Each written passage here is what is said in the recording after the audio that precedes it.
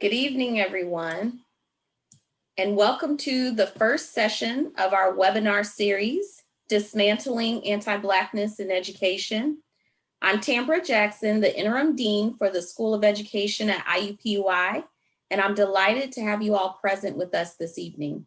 I'm looking forward to the conversation we get to have this evening with our panelists about racial capitalism and the neoliberal assault on Black children. As part of our mission, the School of Education is committed to examining our collective role in improving the human condition. And we do this with an explicit focus on social justice, inclusive of anti-racist and anti-oppressive perspectives and actions. Tonight's event is an opportunity for all of us to learn more about anti-Blackness in order to help inform our work for education equity.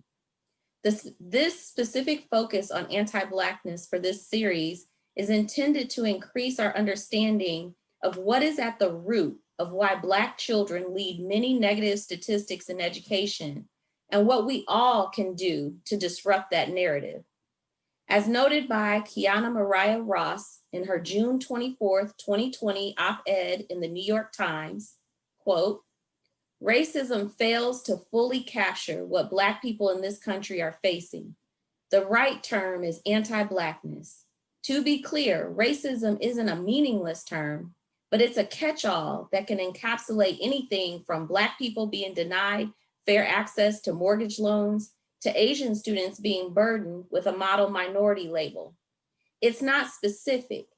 Many Americans awakened by watching footage of Derek Chauvin killing George Floyd by kneeling on his neck are grappling with why we live in a world in which Black death loops in a tragic screenplay, scored with the walls of childless mothers and the entitled indifference of our murderers. And an understanding of anti-Blackness is the only place to start. Anti-Blackness is one way some Black scholars have articulated what it means to be marked as Black in an anti-Black world. It's more than just racism against Black people. That oversimplifies and defames it. It's a theoretical framework that illuminates society's inability to recognize our humanity, the disdain, disregard, and disgust for our existence," end quote. During this evening, we will have an opportunity to hear from our phenomenal featured panelists and pose questions to move our thinking and actions forward about racial capitalism and the neoliberal assault on Black children. We encourage you to dialogue with each other in the chat. And if you have a specific question for our panelists or moderator, please use the Q&A function. And now I'd like to pass the mic to our moderator for this evening, Dr. Jim Sheridan. Thank you, Dr. Jackson. I'm a professor in our Urban Education Studies doctoral program at the IUPUI School of Education. Tonight we have four remarkable scholars, and they will introduce us to our topic, racial capitalism and the neoliberal assault on Black children. Like you, I am eager to hear from our scholars as they have each prepared 10 minutes of remarks. First, allow me to introduce him, starting with the first speaker of the evening, Dr. Nate Williams. Dr. Williams grew up in Indianapolis and has been a longtime community activist here. He received his doctorate in the Urban Education Studies doctoral program and is now an associate professor in the Teaching and Learning Department at Southern Illinois University, Edwardsville. He is a community-oriented scholar activist who centers on deciphering current education reform while ensuring the educational liberation of all marginalized people. Dr. Williams' research is unapologetically critical and couched in anti-racism practices that center on his overall philosophy of liberating self through the pursuit of freedom. Specifically, Dr. Williams works for and with marginalized communities to increase people's understanding of their educational and human rights by taking complex policies and making them accessible. As an activist, he has participated in multiple forums, many of them here in Indianapolis, for nearly a decade on the untold truths of charter schools, school vouchers, and the expansion of neoliberal policies in urban cities across the nation.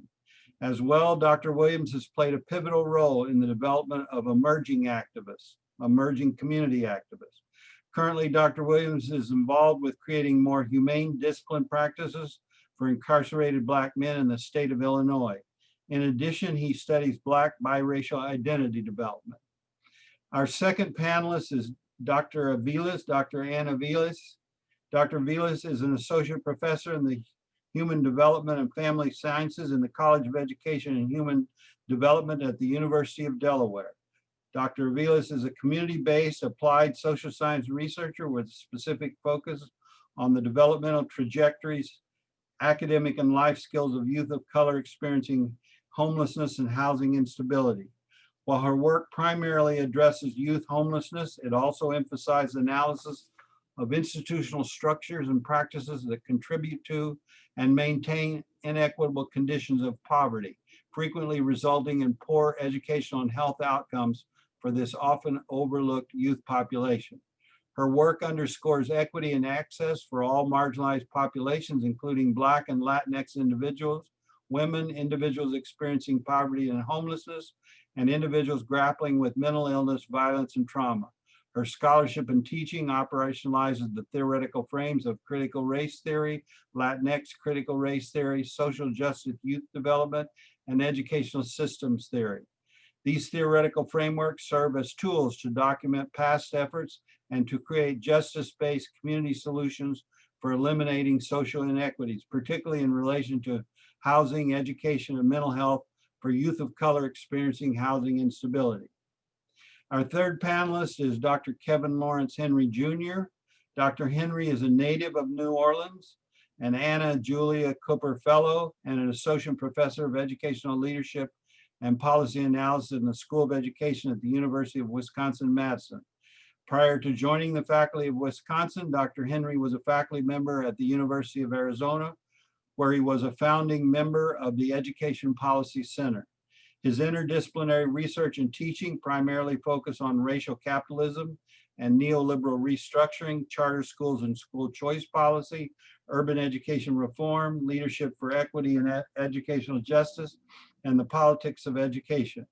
His work is grounded in and shaped by culturally relevant and restorative justice approaches to education, critical race theory, and Black studies. He has published in various journals and handbooks, including Educational Policy, Teachers College Record, American Educational Research Journal, and the Handbook of Critical Race Theory in Education. He currently serves on the journal editorial boards of Equity, Excellence in Education and the Journal of Research on Leadership Education. Lastly, Dr. Henry serves as a fellow at the Transformative Justice in Education Center at the University of California, Davis. Our fourth panelist will be Dr. Kristen Burris. Dr. Burris is an associate professor of educational policy studies at Georgia State University. She is the author of Charter Schools, Race and Urban Space, Where the Market Meets Grassroots Resistance. Additionally, Dr. Burris is co-author of Pedagogy Policy in the Privatized City, Stories of Dispossession and Defiance from New Orleans, recognized for its outstanding contribution by the Curriculum Studies Division of the American Educational Research Association. She has 2 decades studying the development of the nation's first all-charter school district in New Orleans. She has worked extensively with communities there and is regularly contacted by school board members, teachers, parents groups, education activists, and journals from cities all across the nation for expertise on the New Orleans model of education reform and its effects on local communities. She is director of the Urban South Grassroots Research Collective for Public Education and was granted the Distinguished Scholar of Activists Award by Critical Educators for Social Justice of the American Educational Research Association. Her research has been published in Harvard Educational Review, Peabody Journal of Education, Race, Ethnicity, and Education, and elsewhere. Likewise, Dr. Burris has spoken by invitation at universities such as Columbia, Dillard, Fordham, Loyola, Harvard, and Tulane, and is part of community-based forums in New Orleans, Nashville, Milwaukee, Indianapolis, and elsewhere. She is a past associate editor of the Journal of Education Policy. Her other books include Rightist Multiculturalism, Core Lessons on Neoconservative School Reform, and also the Subaltern Speak, Curriculum, Power, and Educational Struggles, co-edited with Michael Apple. Her forthcoming book is tentatively titled A Legacy That Cannot Be Chartered, G.W. Carver Senior High School and the Threat of School Closures. So now I turn the session over to our first panel, Dr. Nate Williams. All right, peace and love, everyone. Special thanks to Dean Jackson and to Dr. Shurik for this invitation. And I will maximize my 10 minutes and have my stopwatch right here. So let's get into this. I am going to just screen share so that I have a little bit of a timekeeping for myself as well. The question is can folks see that? Yes. Yes. All right. That's great. Okay. So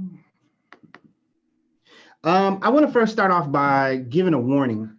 So if we're thinking about anti-Blackness and how it is manifested in the localized idea or the context of education and education reform, I wanted to start off by giving a warning. This presentation, myself and the other panelists are going to talk about a very complex topic. That is not to give some false onus to like, we know better. It's legitimately to say that this is a very complicated, very layered conversation and topic, as well as the complexity is actually baked into it. And there's some intentionality behind that as well. Additionally, this is going to kind of sound like a conspiracy theory, but I've used this mantra before. It's not a conspiracy theory, it's just business as usual. And additionally, this 60 minutes that we're going to have together is not going to capture it all, but we're going to try to, as much as possible, make these very kind of complex things plain to the folks here, as well as open the floor for questions. Additionally, when we're talking about the commodification of Black bodies, because that's really what we should name it, Diana Daniels, the former executive director for NCBC, National Council for Educating Black Children, and Indianapolis native and former IPS teacher, she put it plain. She said Black children went from the auction block to sitting on top of the desk, but the money associated with them didn't change. In addition, it's important for us to understand that as we're trying to talk about this very complex issue of neoliberalism, is that it's hard to talk about this purely just about education. And it's important, we want to convey to everyone that is listening that this issue is multifaceted. It is like this nexus or cobweb of multiple entry points that are overlaid on top of each other. So it's difficult to have this conversation without talking about globalization, without talking about profit, without talking about public health or urban development or American imperialism. So fast forward to the words of neoliberalism that we hear on a common basis, right? Definitely, very much kind of bantied around by capitalists, right? Innovation, competition, the power of choice, academy, young scholars, social justice is education justice. Your education shouldn't be dictated by your zip code and parental control, right? On the surface, all of these things sound reasonable. They sound just. They sound like, yeah, something that we all should be behind. But I love Henry Giroux, and I'm going to murder his French last name, his kind of phrasing of this language, this neoliberal language that we're going to be talking about today. And he says these words that should describe a collective good, a world where people are productive in ways that feel good to them and allow them to build strong communities, actually does the opposite, right? Instead of these words are used to encourage people to think about themselves first, right? This hyper individualism, where freedom has become freedom to earn, fairness becomes fair to me, or opportunity has become a race to the top. Justice has become a question to barriers to wealth. Inequality has to do with access to the market. But even that is broad.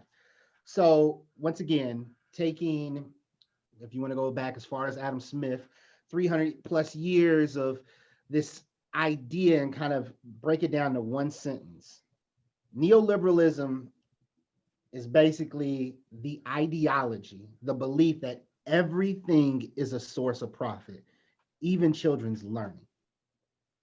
You can recharacterize this as extreme capitalism. And one of the biggest things that I want folks to understand and take away with is that there is no a political allegiance or affiliation when it comes to neoliberalism. I know Jim would probably say it goes back as far as Nixon, but arguably every president from Ronald Reagan until our current president is a neoliberal. And I say this in all honesty, right? Barack Obama had a purpose and was meaningful in a lot of ways.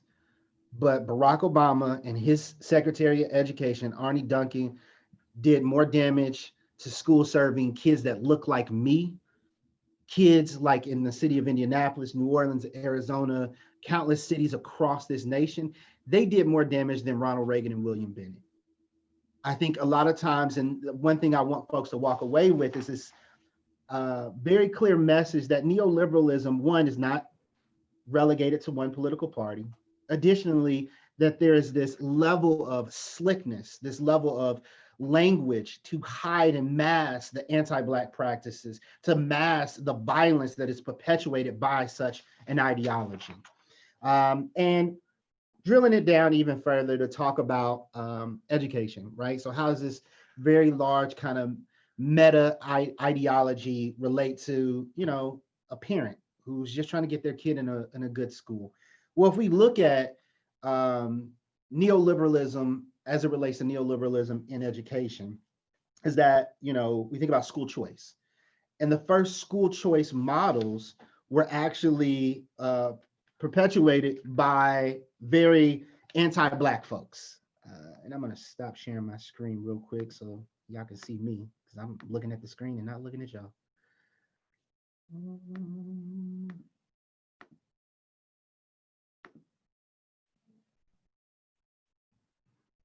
There we go. So I want to talk a little bit in the couple minutes that I have left. I'm looking at my clock too, Jim. Talk about my story and what brought me to this point, and give a little bit of a snapshot of my hometown, Indianapolis, Indiana.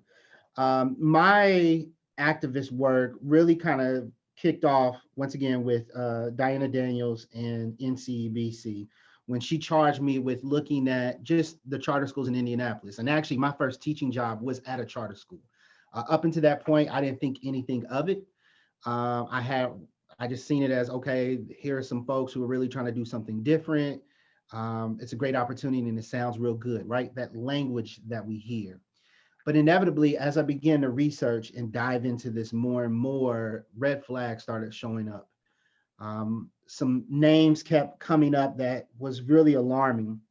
And fast forward, and I don't want to belabor this history, I was put or charged with taking this information that I was finding and disseminating it to the larger 2 minutes, Nate. Okay. 2 minutes. The larger Indianapolis community. And in this process, one of the major points that I still can't get past, and is like at the crutch and the foundation of education reform across the nation, really across the globe, as well as in Indianapolis, was that this idea that the urban core was broken and was in need of a tax base to increase the aesthetics. So the foundation of education reform, of neoliberalism policy in education, is centered around the fundamental idea about bringing a tax base that had left the urban core and bring them back, right? We know about white flight in the late 1950s and well into the 1960s, the formation of suburbs for those who are in Indianapolis, Hamilton Southeastern, Greenwood, Plainfield, Avon, so on and so forth, right? you've seen a massive increase in population in these areas and a decrease in a tax base in Indianapolis. And at the time, Mayor Ballard made the argument that we have to bring the tax base back, which we know is an anti-Black practice, which is racialized context that says Negro removal, urban renewal, is about how can we convince white families that left the city to come back. Well, one of the ways we can do it is to create safe environments and good neighborhoods and good schools.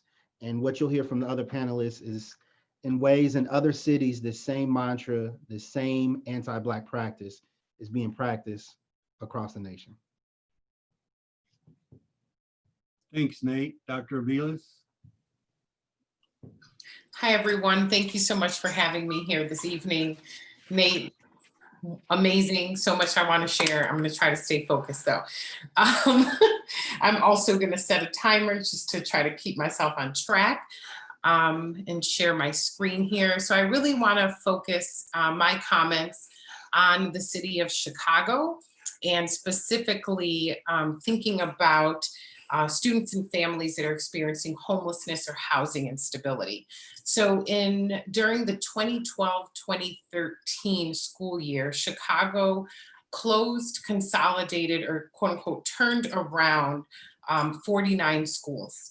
These school actions impacted over 41,000 students, of which approximately 3,000 were students experiencing homelessness or housing instability. I purposely say housing instability, not just homelessness, because when people hear homelessness, I think we consider people living on the streets, people living in shelters, but I want to make it clear, housing instability refers to those that are unstably housed. So they may be doubling up with friends or family, right? They might be couch surfing for specifically unaccompanied youth, just staying with friends and family. They could be living in abandoned buildings. They could be riding public transit at night, right? Just to have a safe place to be. So I want to really think about what it means, and Nate really did a good job of helping us really focus on how because this is focused on market, because this is focused on capital, poor people, in particular, poor folks of color, and even more specifically, poor Black folks, right, are not the priority ever when we think about, right, what happens when it comes to these school decisions and actions. And so the visual that I have up here is really to demonstrate how, if you are a parent, if you are a child that is living in a community that has been disinvested, right, that doesn't look great, that you attend a school that is overcrowded and or underutilized because so many people, right, have been pushed out of the community, that now you're draining, right, that school system.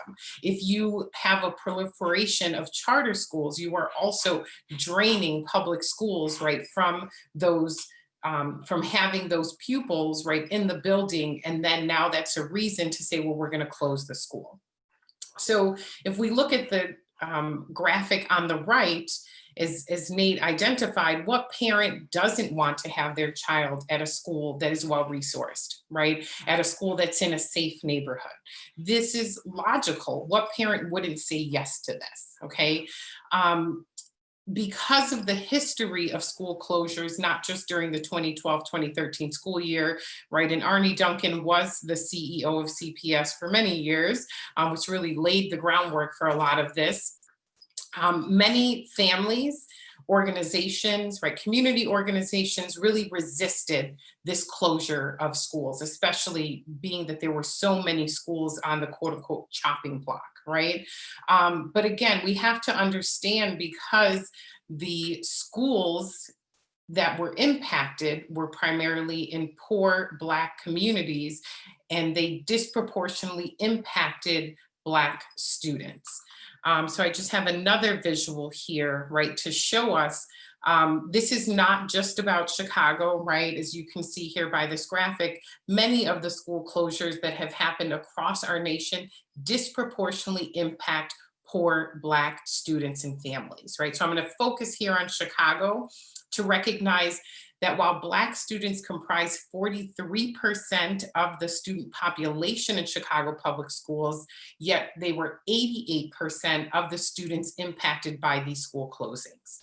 Right down here, 76% of students in Chicago public schools are considered low income, yet 94% of the students impacted by school closures were low income. So we see here, just in plain numbers, I'm not a math person, right? But this is a disproportionate representation. And homeless students experiencing housing instability, right? When we think about the lack of safe, stable home environment, schools become the anchors in which young people, right, can know who their teachers are, they have community there. And so when we think about in particular, young people's development, we know that stability and consistency are key to, right, healthy development. So when home is no longer stable or consistent, schools become so important in providing that stability and consistency for young people. And so there was a lot of resistance to the fact that poor Black students specifically were now going to be uprooted, right, from their community school. And I really want to reiterate, I'm gonna come to this in a minute, what Nate was saying about the fact that there is very little regard for Black life, right? And because of the little regard for Black life, it was easy for these decisions to be made. Right. I also want to note that when it comes to Black folks in our nation, again, overrepresentation of folks living in poverty and those experiencing homelessness. So we have to take this into account when we're thinking about school actions, right, that are deemed in the best interests of students. But the question is, which students, right? Which families, which communities? So I want to draw on Charles Mills, right, wrote an amazing book called The Racial Contract. And so when we think about society, right, what Charles Mills tells us is that the racial contract is baked into our social contract, right, the way that we relate to one another. And because Blackness is deemed less worthy, right, Black people in particular, when folks make decisions, political decisions, specifically resource allocation, right? There is very little regard.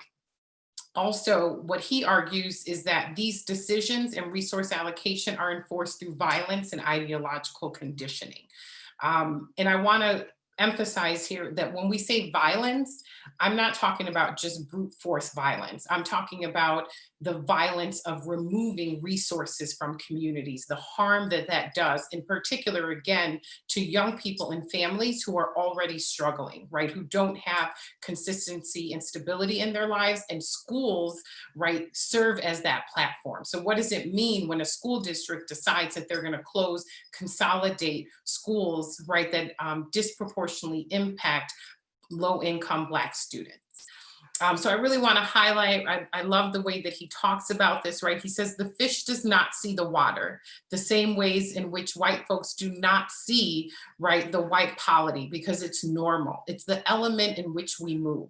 And that includes all of us. We have all been conditioned to recognize that whiteness is superior really to any other racial ethnic group. But when we think about US society specifically, right, Blackness is at the bottom. Okay, so it isn't that people, there's a lawyer in Chicago, and I really love the way that she frames it. She says, you do not have to have intentional racial animus, right? So it doesn't mean that you don't like Black people.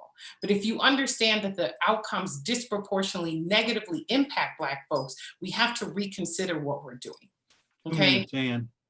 Okay, thanks. So in the case of Chicago, I'm just going to pull up here the way in which this played itself out, right? So as I said, Chicago folks, we didn't sit down, we resisted as much as possible because of the normalcy of anti-Blackness, right? Again, that's baked into society. This is just a manifestation of that. So here I just have, this is an actual court document, right? And so the lawyer asked the school official, he says, you're closing, right, all these schools, and isn't this disruptive? And the school official says, yes, actually it is disruptive. The lawyer says, well, in many, many, many cases, it's fair to say that this is Black students that are being impacted. The school official says, yes, they are Black.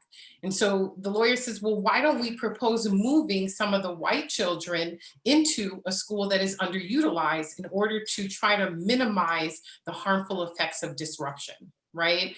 And so the school official says, well, you can't really do that, right? Because it's a difficult thing to do, right? And I purposely put in there because it's being done to white students, right? And so again, because of this normalcy, it feels wrong to do it to white students, but it's okay to do it to Black students. Okay, so again, may sound conspiracy theory, but I promise this is the actual court transcript.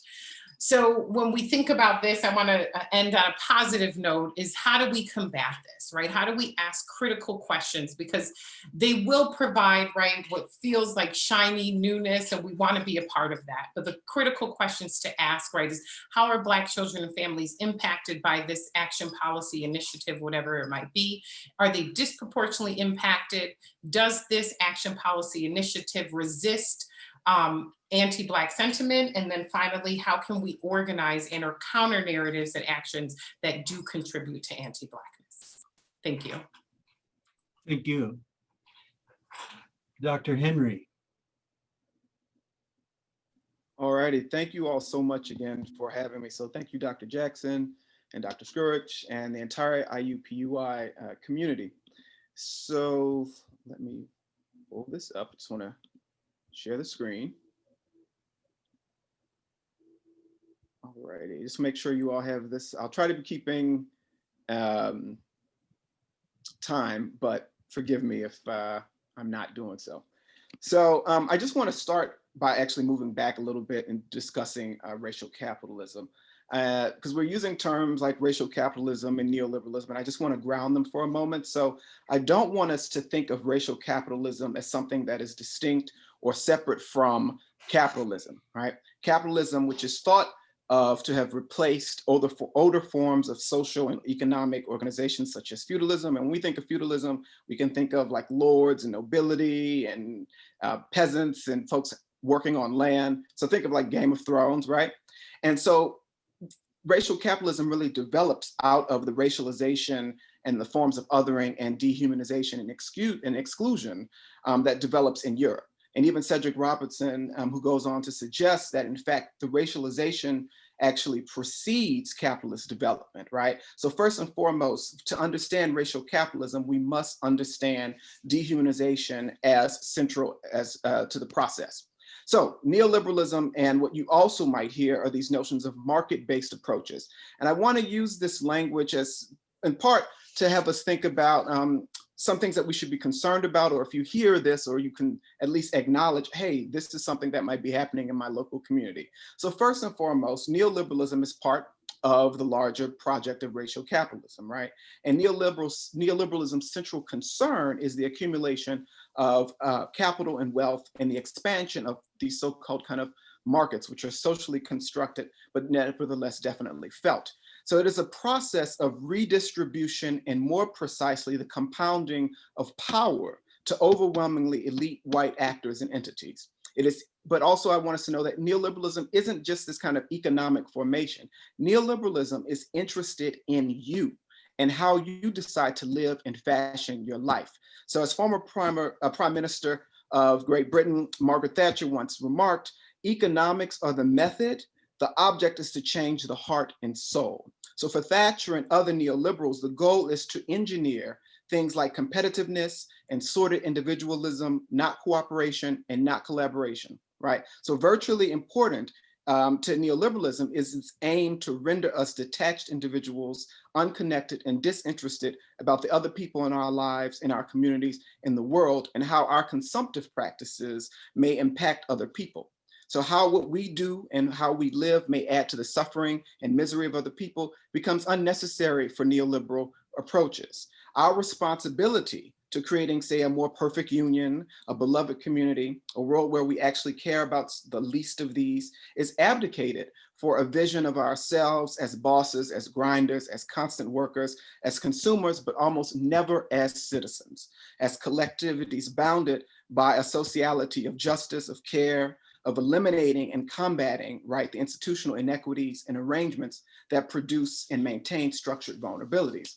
But what's also important to think about as it relates to neoliberalism is its connection to the civil rights movement and anti-colonial movements. And what I mean to suggest here is that neoliberalism develops in response in many ways to what we see is happening post-1960s and 1970s. But also what's interesting about neoliberalism is that it exploits and hollows, as Nate mentioned, the language and efforts of social justice. So much so that Jody Malamet has talked about this notion of neoliberal multiculturalism, right? Which is this idea of let me include the diversity, let me change the language of freedom and choice and social justice and remake it and refashion it to mean something other than how you might mean it, right? So it's inclusion, it's a tokenistic inclusion without any structural change. And then last aspect I want to highlight is this idea of what my grandmother often would say is throwing the rock but hiding its hand. So neoliberalism is very much concerned about throwing the harm, throwing the violence that has been talked about by Anne, for instance, right? But also erasing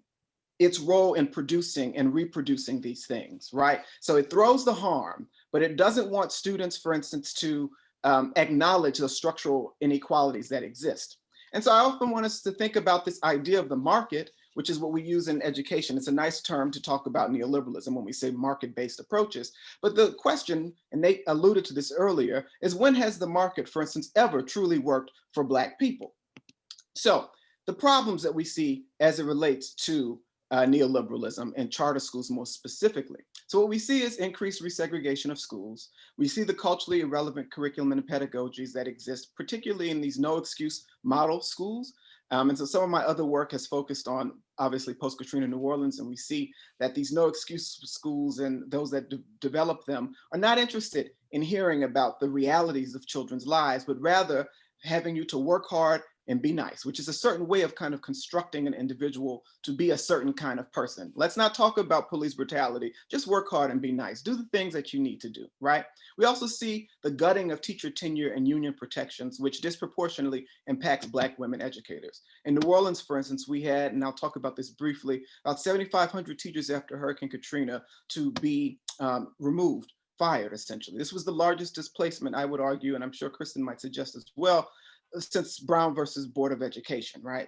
And then we also see with respect to neoliberalism and charter approaches, the exclusion of students with special needs, as well as discipline disparities. So previously I lived and worked in Arizona, and we see across the board the deepening of inequality with the expansion of charter schools and market-based approaches. So one might say, well, we've always had inequality in schools, but the question is the entrenchment and the deepening and expanding of these things. So we see this across the board as it relates to race, and certainly most specifically as it relates to African-American students. So New Orleans, which is my work, I want us to think about New Orleans as the miner's canary. So the idea of the miner's canary is that miners would go into mines, and if there were forms of harm, right? If there were gases that might be unseen, if there was something that could poison us, the canary would sing. And I want us to think about New Orleans, which is often, to my understanding in your state, used as a model for thinking about school restructuring and reform. And thinking about New Orleans as something to say, hold up, wait a minute, let's not really go there just yet, because there's certainly several concerns as we relate to New Orleans. So on some basics, right? As we see what happens to Black children in a Black city. Right. And these are the things that some of my policy friends are really, really interested in. Right. So how students are doing on traditional measures of achievement. So what we see in the New Orleans case is that across all grade levels and subjects, just 27% of students tested at grade level in 2019. Right. The fourth year of stagnant or declining test results. Only 14% of those students attend a school with a grade A. Only 16% went to schools with a grade B. We see high teacher attrition rates, and the average ACT composite score is 15, right? Which is less than what you need to get into the state school, right? And then 6.8% of students with disabilities graduate with a high school diploma compared to 19.4% across the state. And so I say these not to say that we need to be focusing on these kind of narrow notions of achievement, but to understand that part of the narrative of charter schools and school reform is that we're going to offer you something better. Now, these numbers don't suggest that, in fact. 2 minutes, Kevin. Thank you. These numbers don't suggest that, in fact. And so I want us to just look at even the measures that neoliberal proponents are advocating for are still falling flat and failing with respect to those. But I want us to think about how policy is lived and experienced, or rather what life in schools is like, right? And so thinking about these ideas of anti-Blackness, what I have listed here are some of the perspectives of youth in New Orleans. And so when we think about these larger ideas of anti-Blackness and how all of this comes together, there's some aspects that I want us to really think about as it relates to Black children, right? Most specifically, it's this idea of abjection and lowering of status or debasement of children. Students' humanity, Black children's humanity and their desires are seen as superfluous and not needed or not necessary for these reforms, right? And so we see that suffering in these schools, as Michael Dumas has talked about, is normalized. It is seen as an aspect that is something that we don't really need to worry about. So if you look at some of the quotes that have been listed here, this is actually from a group of students at Carver Collegiate and Carver Prep, which organized in 2013 against what they saw as unfair treatment in their schools. And so these two schools were operated by a charter management organization, and the students held a walkout and a protest and provided a list of demands to their board of directors as well as the administrators. And so these students were suspended and others were pushed out for speaking their minds. But as you can see, some of the concerns, and I'll just use the first one for the interest of time, around student discipline is very pervasive. So they go on to say, we get disciplined for anything and everything. We get detentions or suspensions for not walking on the taped lines in the hallway, for slouching, for not raising our hands in a straight line. The teachers and administrators tell us this is because they are preparing us for college. But walking on tape doesn't prepare us for college. It trains us for the military or worse, for jail. If college is going to be like Carver, we don't want to go to college. And so I think this is a really striking perspective from these students, because part of what we think about neoliberalism is the economic realm, but also the policing aspect of neoliberalism, which is the disciplining of bodies, the disciplining of people to perform and act in a certain type of way, which is also a conversation about what does it mean to be a citizen and to be an active participant in your own life. So neoliberalism is really constraining what it means to do this. And so the risk of that is that we know that there are several concerns and issues that as a community we face. But what neoliberalism wants us to do is to not think about those and become these avatars for the market. And so that's really the risk that I want us to think about. And as we move, as I end this or close this, I just want us to end with a quote from Michael Dawson, political scientist. And he says that, I want us to think really actually about us working in conjunction with communities that are most impacted by neglect and state-sanctioned violence and the educational suffering that's re-envisioned, right, during this current era.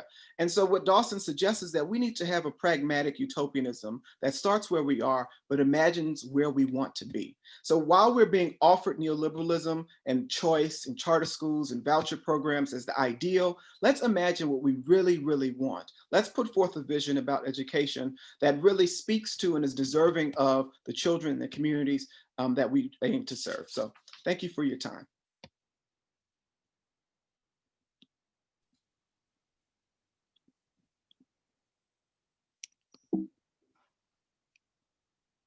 For our final panelist, Dr. Burris. Thank you. I really want to build on what my friends and colleagues have said. So Nate mentioned the idea of a lot of these charter school proponents and privatizers talking about the lure of innovation, right, and creativity. And Anne talked about, you know, how they sort of present these schools as a shiny penny, right, and everyone wants to have a shiny penny. Kevin likewise mentioned, you know, how these schools sort of fashion themselves, right, as sort of a new civil rights frontier, when in fact, many of these privatizers are reacting to the civil rights movement itself and trying to sort of turn back whatever progress had been made. So one of the things I want to focus on that has been of interest to me in the context of New Orleans is looking at these ways of talking about reform, right? Ways of talking about charter schools, ways of talking about the importance of bringing in new teachers who tend to be white, inexperienced, and from outside the community. Putting in place these no excuses disciplinary models in schools that are operated by white charter school operators primarily, when most of the students are Black, specifically in New Orleans. And so one of the things I started thinking about was, if this is so good, right? And what predated this most recent wave of privatization was so bad, which, as Kevin mentioned, was the rationale for firing 7,500 mostly African-American teachers in New Orleans who were scapegoated and demonized for all the challenges in New Orleans public schools. Then I thought, well, let's go back. Let's have a history of one such all-Black historic school in New Orleans, and let's talk to the students and families and veteran teachers who spent decades in that historic Black school, and let's compare their testimony to the testimony of students in these no excuses charter schools. And so what I want to share in this short time are some striking comparisons that really in many ways illuminate what anti-Blackness looks like, which is the current charter school movement in urban areas, and what pro-Blackness looks like, which ironically are the kinds of traditions and practices that Black teachers in New Orleans had in place in the very schools that have been scapegoated and demonized.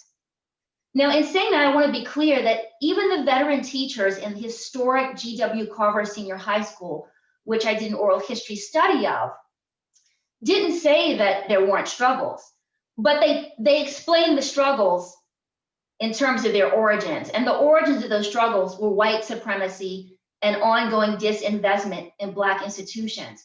But despite that, these Black teachers and their students reported a culture of success, of love, and of support. One teacher who had spent 38 years at the historic Carver Senior High School said, you know, one of the things you might notice is the location of all the Black schools. You won't see them on a main thoroughfare. They're all stuck back in a corner someplace where nobody could actually see them or know where they are. In spite of that, so many of our kids succeeded. So the historic G.W. Carver Senior High School was actually built on what at the time in the late 1950s was a public dump and a swampland.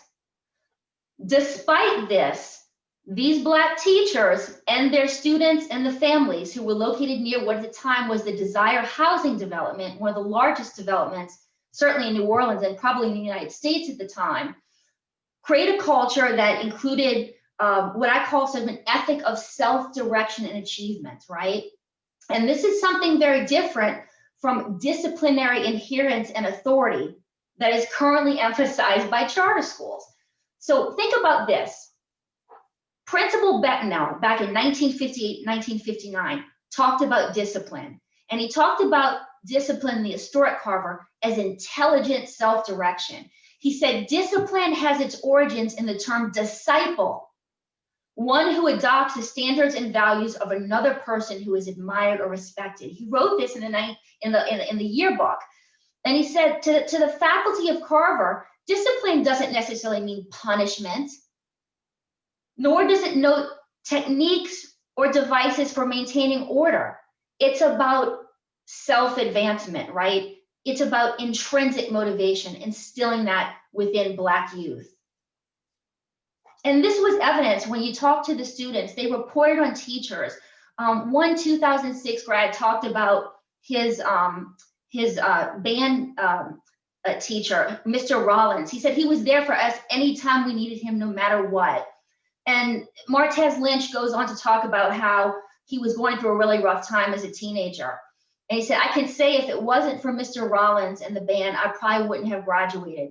I think I was going through a rebellious point in my life, as most of us kids will do. Mr. Rollins was the man. He came and talked to me. He told me this wasn't the path I needed to go. I mean, compare Mr. Rollins, who embraced and encourage this young person to come back to school with the rates of suspension and expulsion that we see in current charter schools. Again, these are two very different traditions, one clearly anti-Black and one clearly pro-Black, in that it embraces and supports students in achieving their best. Another 1981 grad talked about this ethic of achievement. And with regard to Miss Tate, her English teacher, she said, she made us want to do better. She made us challenge ourselves. Those teachers, they saw in you what you didn't see in yourself. They applauded that, and they always told you to think outside the box. The world was yours if you listened to those teachers. I really started thinking, I'm smart because they're saying I am. So these are powerful, powerful testimonies compared to the kinds of things that Kevin shared, right, from the 2013, 2014 protests, and ones even after that that came out of the charter network that replaced the historic Carver. One student I interviewed said the following: it took me about a week to be really fed up. I feel like the school was really mostly disciplining than really teaching, period. They'll wait to see if you do something wrong. I feel like they'll criticize you more than uplift you. And so he talked just about the constant discipline and emphasis on external authority and control, as opposed to self-discipline and achievement that characterize the historic Carver. Again, pro-Blackness versus anti-Blackness. The other thing I found is that the historic Carver, with all Black veteran teachers, had what I would call, and what I think all of us would call, an intergenerational network, right? So let me tell you a quick story. Herlin Riley, who, by the way, is one of the top 3 drummers in the world and a New Orleans musician, came out of Carver. He was taught by Yvonne Bush, who was an amazingly talented New Orleans band teacher. And as her students share with me, could literally play any instrument in the room. He says, I was hearing the name Yvonne Bush from the time I was in elementary school. Whenever I picked up an instrument, that's when I started hearing her name ringing. Yvonne Bush, Yvonne Bush. She knew me also because of my family. Miss Bush was raised in the neighborhood. For her being in the neighborhood, my grandfather knew her. Again, very different from TFA teachers coming and they don't know anyone in the neighborhood where they're teaching. 2 minutes. He says, I still love Miss Bush to this day. I was in touch with her until she passed away a couple of years ago. In her last years, I went to see her. It was her birthday. By the way, he knew it at the interview by heart. October 18th, 1929. She was maybe now 85. He gave me a picture of himself and several other Carver alums who had been in the band with Miss Bush years and years back, who went to go visit her in her late 80s just prior to her passing. And they all spoke of how this intergenerational pipeline, right? Teachers being a part of the neighborhood, a part of the community, students who are visiting their teachers when they're in their late 80s, right? And still attributing their accomplishments as people and as musicians to their high school band teacher. This is very different from the detached individualism, right? That's another thing that my colleagues mentioned, the individualism, competitive individualism of these schools. So this is one parent who is a part, again, of the charter network that shut down the historic Carver and replaced it, spoke of her relationship with teachers. Now, here's the difference. She says, teacher meetings, PTAs, you go there, you're going to talk to the teacher. I never got them all them years. Every PTA I come to, the teacher's not there. Well, I said, she's got a duty to speak to me about my child. Oh my God, I have called. Yeah, she's not available. You still don't get a call because they just want to avoid you, period. Even leaving a voicemail, it just didn't make sense. Why would you give me your number and you're not even going to answer your voicemail? So here we have teachers, right, who are part of the community, a part of the neighborhood, versus parents in the current charter system who are trying to reach out to teachers because of concerns for their children. And literally, whether it's a PTA meeting or a phone call to the school, cannot get a one-on-one with their kid's teacher. You know, in looking at the testimony and the stories told by those who attended the historic Carver with what I would call a sort of a pro-Black set of traditions, right? And those who attended the charter network that replaced it, which I think engages in many anti-Black practices. I looked at the words and the language that many of the folks share with me, and I want to throw out some words because I think we speak from our heart, right? And the words we use matter. So the community, what I call a community of a feeling and affiliation that was articulated by those of the historic Carver community. Listen to these words that came up in the interviews: pride, love, respect, same values, felt good, vouch for each other, beautiful, camaraderie, to be known, motivation, strength, strong spirit, sense of community, resilient, home, laugh so hard, rewarding, remember those days, friendship, and it goes on, right? You get a sense of that community of feeling and affiliation, as opposed to what, Kristen, yes, 2 minutes? you're over too. Oh, I had no idea. As opposed to the culture of alienation, anxiety, abuse that the students report, and I'll just give 3 words here: bird in a cage, like jail, and want these people closed. So that gives a sense. I just want us to remember the history, because I think we can use that to call into question the current climate. Thank you. Thank you very much to all of our panelists. If those in the audience would post questions on the Q&A, we would try to pass them along to the panelists. Meanwhile, I would like to point out, to contextualize this discussion, that here in Indianapolis, the main agents of neoliberalism are the Mind Trust, Stand for Children, and Rise Indy. So, and there are people on the ground here working against neoliberalism.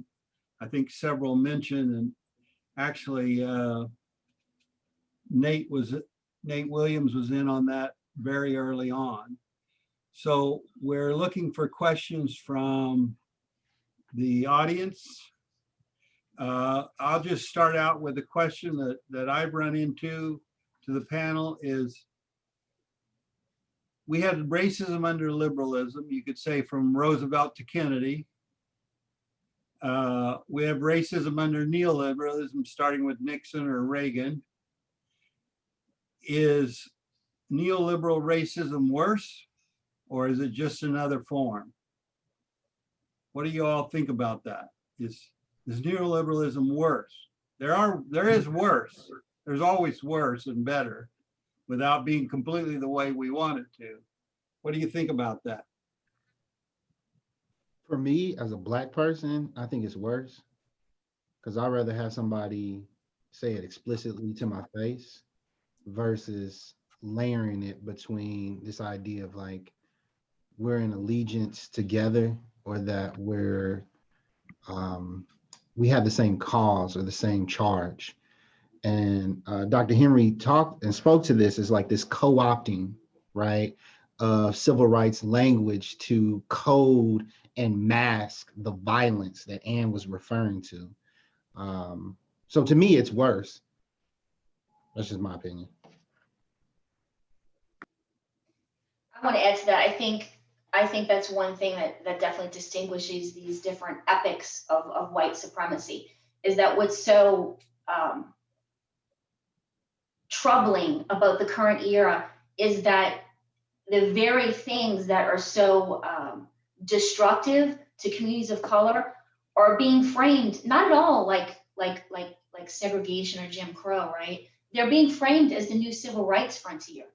I mean, to look at the discourse and rhetoric of these mostly white privatizers who have gone in and taken over schools. You know, in New Orleans, there are no neighborhood schools left. The entire system is all charter schools. And many of those charters aren't even located in Black neighborhoods anymore.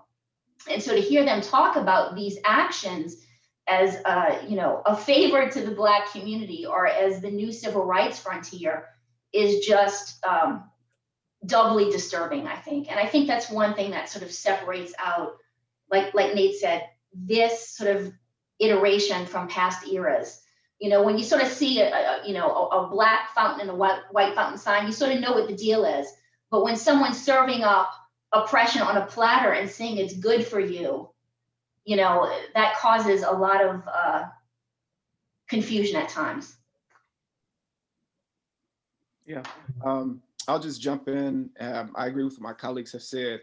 I'll probably say it a little differently, which is similar to what Kristen just mentioned, which is something like, don't give me shit and call it sugar, right? And I think that's what we have happening so often with our schools, but also just as it relates to racism, I kind of don't like to kind of do the kind of historicism in that regard, like, was it worse, 1950 or 1980 or, because what I will say is that my understanding of racism is that it's probably one of the, in white supremacy to be clear, is that it's one of the greatest technologies of all time. It is always adapting and moving and changing and finding a new way to articulate and re-envision itself.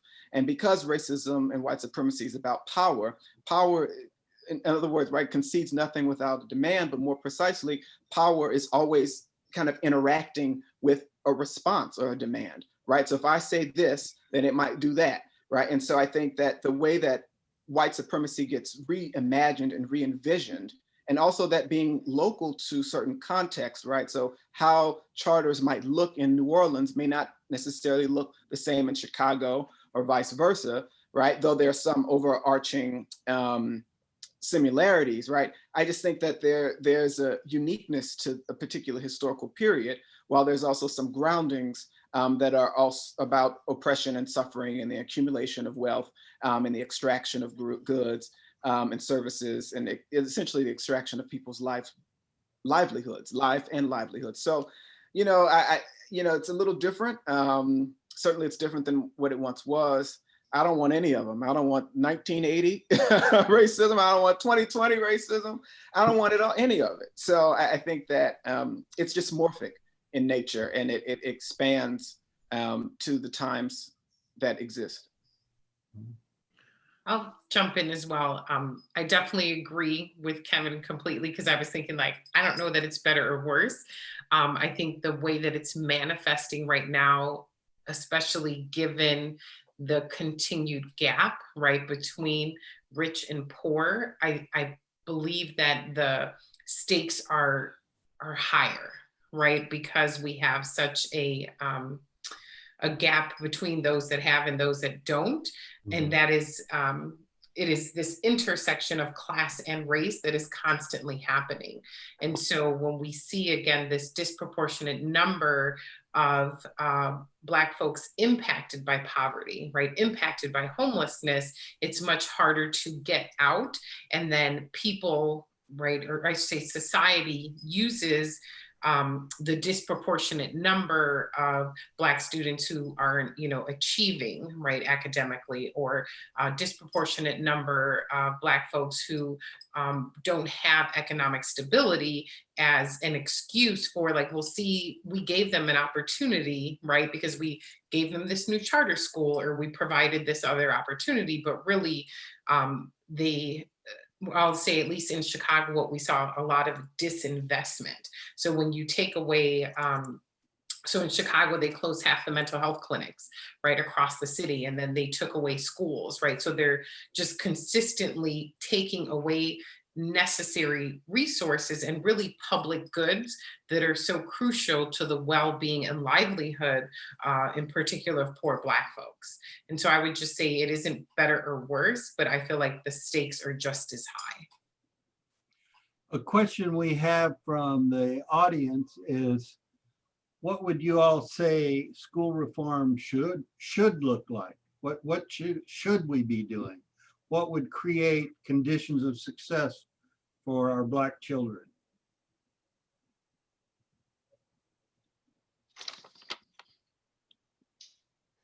I would say reform is not the answer. I think that the system, I'm channeling some, I'm thinking of The Art of Critical Pedagogy, right? The Duncan Andrade and Morel, right, who really say like schools are working precisely the way they're supposed to, right? They're sorting, they are keeping poor people poor, they are keeping those that have money with the money. And so I would say rather than a reform, we really need to, I'll borrow from Bettina Love, is like school abolition. We need to rethink, we need to reimagine, in particular, a community school, right? What would it mean to have a building, right? Not an institution, but a space where families and communities could come for learning, right? Where they could come for access to services, for support. So what Kristen shared with us, right? So how do we have a space that is pro-Black rather than anti-Black? So I don't know that any reform is really going to get us where we need to be. I think we really need to rethink, right? And I think there are models out there that are school community partnerships that address the larger, right, issues of systemic racism, right, that address the larger issues of anti-Blackness. I don't know that tinkering with a system that is doing what it's supposed to do is going to make any real substantive change. I'll add to that, and I know there will be those who disagree, but in order to imagine a liberated future, we actually can look to the past. The historic G.W. Carver Senior High School was a community school. Now I'm seeing in the chat that clearly there are people online who would not agree, right? But let me say this. Did New Orleans Public Schools have challenges? Of course they did. That includes the historic Carver. But what's interesting to me is that when I was going through the archives on Carver, I came upon a school report from the late 1980s. An external committee had come in after the school did a self-study, right? This 50 some odd page report commended the teachers for their investment in students and for helping them to achieve their highest goals. In terms of the recommendations, it was 50 pages going through every element of the school, every subject area. Every set of recommendations pertained to the need for resources. Everything from needing hot water in the science labs, to needing gym renovation, to needing updated textbooks, to needing the intercom system repaired because it was broken. The list went on and on. And what that communicated to me and should communicate to us is very pivotal. What it communicates is that any quote unquote failures or shortcomings that we saw in students' performance in those schools had, in my view, and based on my research, very little to do with the deficiencies of students and teachers, and much more to do with ongoing disinvestment, conscious and strategic disinvestment in all Black institutions in the city of New Orleans. And so in terms of looking to the future, I say, look to those traditions that are indigenous to the community, that were successful despite the obstacles, but resource them. Give them the economic foundation, resources they need so they can do their work even better. But certainly the answer is not gutting those schools of indigenous teachers and handing them over to folks with no investment in the community, no experience, and then loading them down with resources. I find something unbelievably ironic about that. Yeah, I don't know, Dr. Henry, you about to say something? I mean, my colleagues are saying it all, but I mean, I think I would agree with what everyone has said. The only thing I would add is, you know, I'm a believer in history, and I think of Miles Horton, leader of the Highlander Folk School, and he had a saying which was, "The people with the problem are the people with the solution." And right. So we can ask us that question about, like, what is it that, you know, what the future should look like. But really, I mean, to Kristen's point, listen to the people that are there. Talk to the parents, talk to the children. I mean, literally my presentation was talking about what children did not want. And as a consequence, we can go from what they don't want to what they might want, right? And so thinking about what the future would look like is already before our eyes. We have the answers. I think Rumi had a quote that says, we walk around the house looking for the jewelry, not realizing it's already on our necks. And so we've got this, we know the things that we need to be doing. We just actually have to have the testicular fortitude to do them. Hmm. Yeah, I think if we, whether I can blanking on the author's name, but the highest potential. Vanessa Siddle Walker. Yes, as well as Tate's book critiqued Brown v. Board, right? Because we have to have a legit conversation, and I think once again, there's this. This is a major question, right? Because if we look at history, whether it was David Walker who did a beautiful job of capturing ministers of the AME and AME Zion Church that critiqued former Confederates becoming the foundation for public education in the South, and saying that we need to maintain our own, just as much as all the cases that made up Brown v. Board, they weren't asking for desegregation, and legitimately desegregation never really happened, right? So there's this weird conundrum, and I would kind of push back a little bit in the sense that I'm not one to advocate necessarily for community schools, because the urban context is in transition, right? Because if we created community schools, we would have these hot yoga, moms, and right, the shit is already unfolded, right? So for me right now, if I'm going to answer that question, I'm gonna say, y'all can't be in it. White folks don't need to be in our education. And that's the honest, clear-cut answer right now. Like, we need to be on ourselves, be alone. We need to figure something out and then come to the table with our plan. And if that includes bringing in some folks, that's fine. But like, as of right now, at this time, this date, at 7-11 at night, I'm like, nah, I can't rock with. I've been burned too many times. My people been burned too many times. Y'all not gonna be a part of this to fuck it up again. I'm sorry. I'm like, that's the conversation we really need to have behind closed doors, without the guise of whiteness, to figure out what is best moving forward. Scaffold the plan that we have right now to some idea that we can imagine through Black imagination in the future. Yeah, I don't know.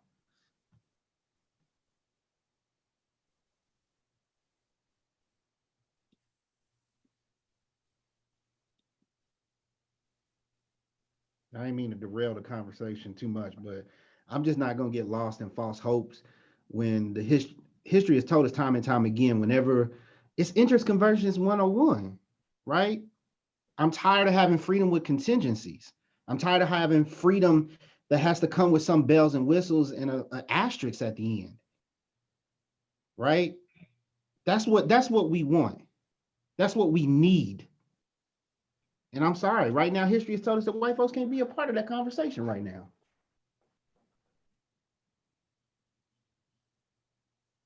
Nate, I don't remember if it was you or Kevin who showed the picture of the slave market. Yeah. Was it Kevin? Was it you? Yes.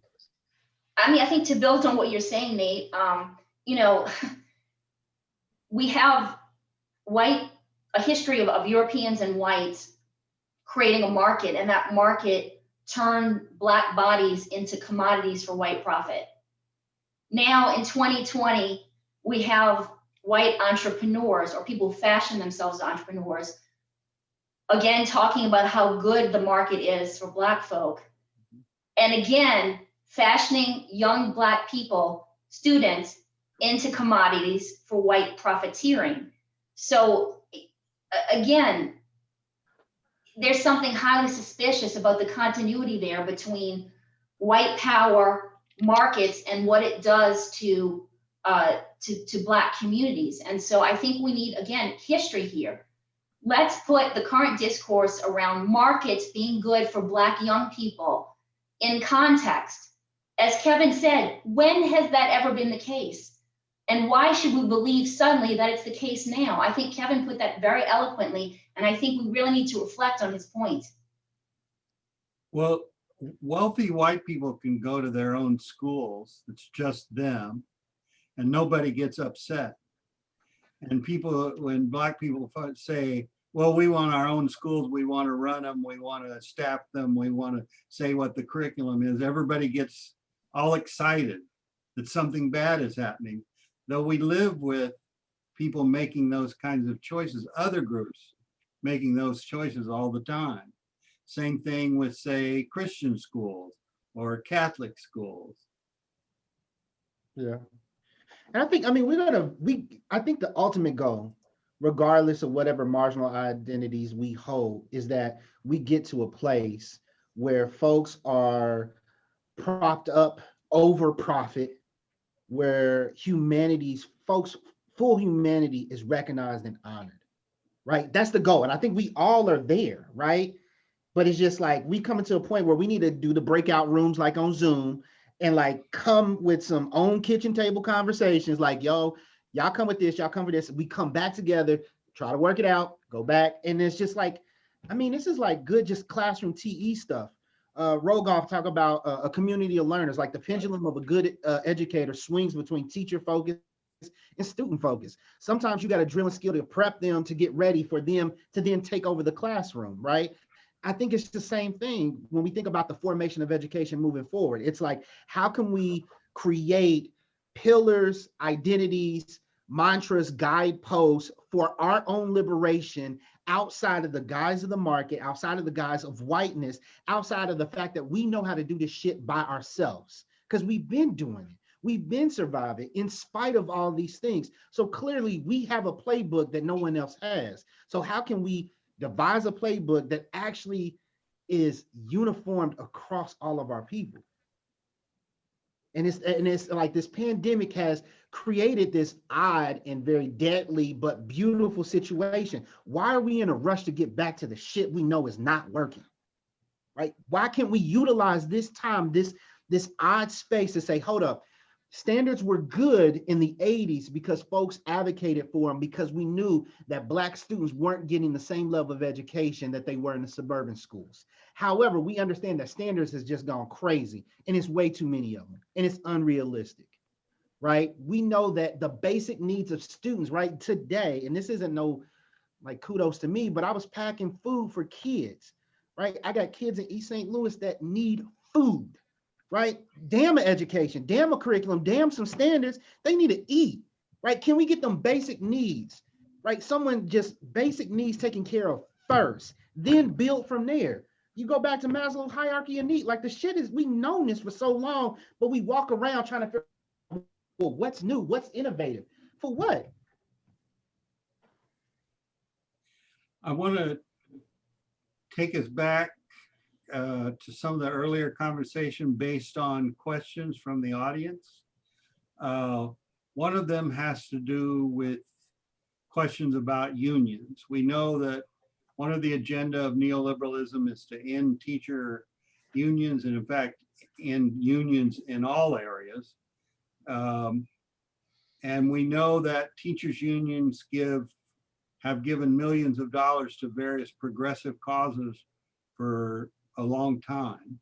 So we have some folks in the audience saying, you know, maybe getting rid of the unions is a good idea. Some response to that? Yes, I'll just jump in on this one.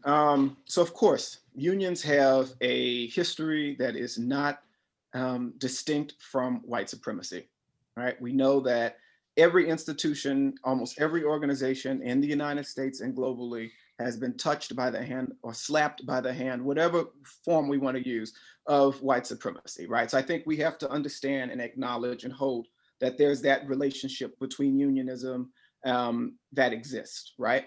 And I think, you know, as humans, we can hold multiple things in our heads at one time, right? So we can hold that unions have been in some ways counterproductive, but we also have to think about unions that are doing the right things, right? So if you think about Chicago, if you think about the United Teachers of New Orleans, these were unions that were fighting and are fighting for Black children.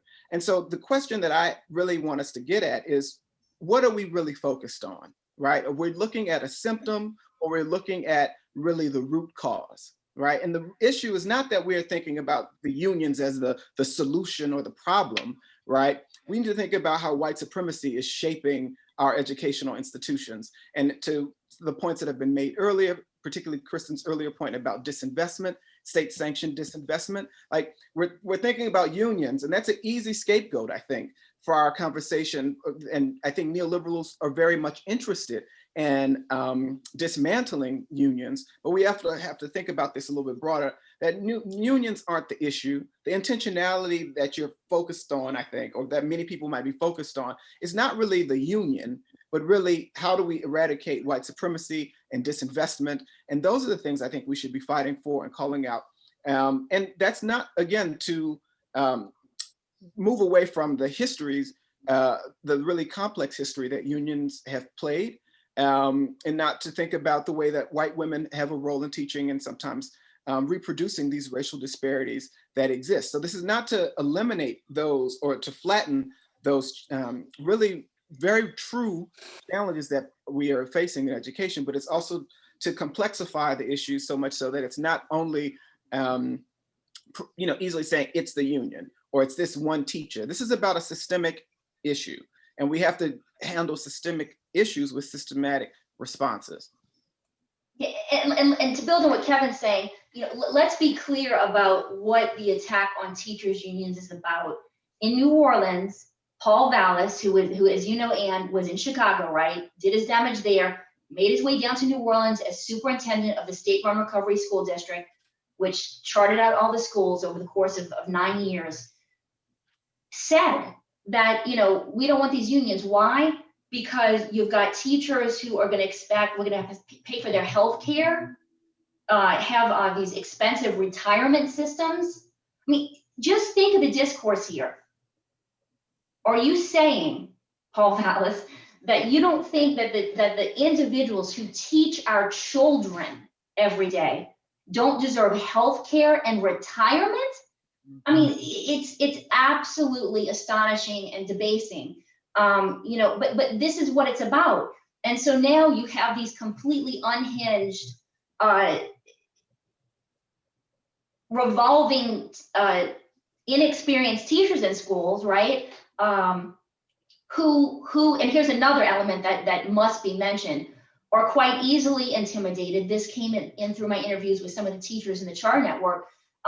Very easily intimidated. Why? There's no collective bargaining agreement. There's no sense of collectivity amongst teachers. And so very often when these charter teachers have concerns about civil rights violations, about harsh discipline, about issues with grade fixing, they are concerned to step forward because there is no entity that they feel they can turn to represent their concerns in a unified manner.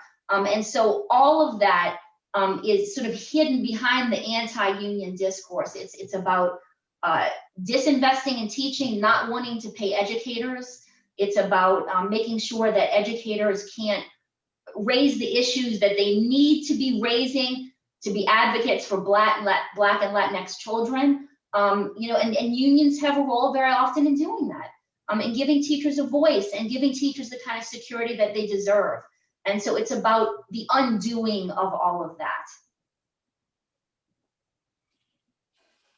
Okay, another question that's come from the audience, and this goes back to things that you all talked about, is, there's this narrative out there that New Orleans had horrible schools, failing schools, and that what they now have is at least better. That's the narrative that is very much alive and well across the country, and appears to be among some of our audience. So I would like for you to, more than at least two of you have had direct experience with New Orleans, and directly try to explain to people why that narrative is not true. Yeah, I'll just jump in a few things. So when what successful for whom is the first question, right? When we say success, what do we mean? And then more precisely, when we say success, what are the measures of success that we're talking about? So I'm just going to say that I think suspending Black and brown children left and right is not successful. I think not having access to quality curriculum and pedagogy is not a success. I think that children that have disabilities not having access to schools is not a success. Those are not success to me. More precisely, as it relates to these measures of achievement, right? Not being able to enter into the state school, Louisiana State University, because you don't have the ACT scores, is not a success. What often happens in New Orleans, and folks don't like to talk about this, is how the data is constructed to illustrate success. And more what that looks like is, for instance, for years, what the Recovery School District was doing was combining the data, right, of the Recovery School District and the highest performing schools, which were not schools that would be subsumed within the Recovery School District. And we'll say, the average ACT score for Orleans Parish, which is the district, is X. And what we find is if you disaggregate that data by the schools that were in the Recovery School District, those students are not getting or achieving at the levels that some people say is successful. The other aspect of success in Louisiana is this notion of the school performance score. And the school performance score becomes really important because in 2005, that score was it's been, I should say, not just 2005. 2005 is when Katrina hit. But that score was changed and has been changed over the course of the last 15 years since these reforms have happened. And so by changing what constitutes success and by adding these different factors, we're able to say that we have success. So success in Louisiana has been discursively created and legislatively contrived. And so I think we have to be very, very careful about what constitutes success and for whom. What is successful are the people that are making hundreds of thousands of dollars to run schools, the very few. We know that it's successful to eliminate, for instance, teachers' unions for those that are neoliberal. So I think we have to really be careful about what we're talking about in terms of success, because that success is not a success for me. And I am more than sure, and I can tell you that it's not a success for the parents. So much so that some of my previous work was focused on African Americans. I saw a question about Afrocentric schools and so on and thus forth. There were African Americans following Katrina who wanted, alumni associations and others, who wanted to open up schools because they were so disaffected and dissatisfied with the schools as they were. And that, if you want to talk about the market, people wanted to enter into the market because they saw the market as failing. So, I get a little frustrated with the idea of success in New Orleans, because I don't know, there's a level of alchemy as it relates to creating success in New Orleans. And what I also think is interesting, New Orleans was deemed successful before it even began, right? So how do you even, without actually having any of the data, we've been saying that the market approach, the choice approach was going to be the thing, the moment it happened. And I'm like, wait a minute, we haven't even tasted this. The roux of the gumbo is already burnt, it's scorched. So the foundation is already messed up. So I don't care how many shrimp you add to it, it's still going to be burnt. So yeah, I mean, Kristen, I'm sorry, but I just think that question is interesting. Don't apologize. I mean, everything Kevin said is exactly how we need to be thinking about this. I mean, the school performance scores have been a ping pong ball. Everyone needs to be very aware that the standard of success that was used to deem pre-Katrina public schools a failure is not the same standard that has been used to judge the current charter schools. The standard is not as rigorous as it was in pre-Katrina New Orleans. Moreover, there's been immense cream skimming. There's a Southern Poverty Law Center lawsuit involving 4,500 students with disabilities who were not being served in New Orleans charter schools. And they had to, the courts had to put oversight over those charter schools to make sure they were abiding by federal law. You've got all kinds of concerns over civil rights violations in many of the charter networks. And the most recent debacle, and this is in 2019, after almost 15 years of charter school experimentation in New Orleans and near complete autonomy by these charter operators with no accountability, you have Kennedy High School, which is a charter high school in New Orleans, which in 2019 walked its senior class in May across the stage, only to be exposed for the fact that almost 50% of the students at Kennedy did not qualify to graduate because of an array of problems, anywhere from courses not being administered appropriately, to transcripts that were incomplete, to outright allegations of grade fixing. And there is currently a class action lawsuit underway. So, that's the way you generate success, right? Through those kinds of negligent practices and gross malfeasance. And what's really scary is that after treating the SPS like a ping pong ball, after allowing complete autonomy and goodness knows what happening behind the scenes at these charter schools, you still come up with the numbers that Kevin showed in his spreadsheet, which is this fact. In 2019, almost 50% of New Orleans charter schools were rated D or F, not by Kevin and Kristen. They were rated D and F by the state of Louisiana. That's what we get after all of this has been done to allow autonomy of these schools. You get mass failure. So the idea that scores are up, I simply don't understand it. And if anyone were to reach out to me, I'd be happy to have a public debate on the myriad strategies that charter operators and legislators have used could drive success in New Orleans charter schools. It is, in fact, a complete fallacy. You're muted, Jim. Our time is up. We want to thank our panelists for providing really informative and enlightening discourse for us. We want to thank our audience for participating with us. At the close of the webinar, there'll be a prompt to complete a survey.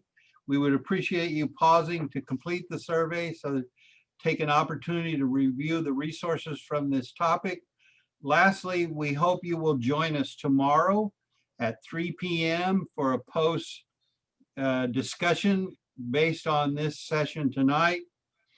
Again, thank you very much to the panelists. I want to thank Dr. Jackson for her vision and that for this series of, this is the first in a series. And I want to thank her for that, and thanks to Laverne and Jason who helped us put this together. Thank you all very much, and I hope you have a good evening. Thank you all. Thank you so much. Thank you.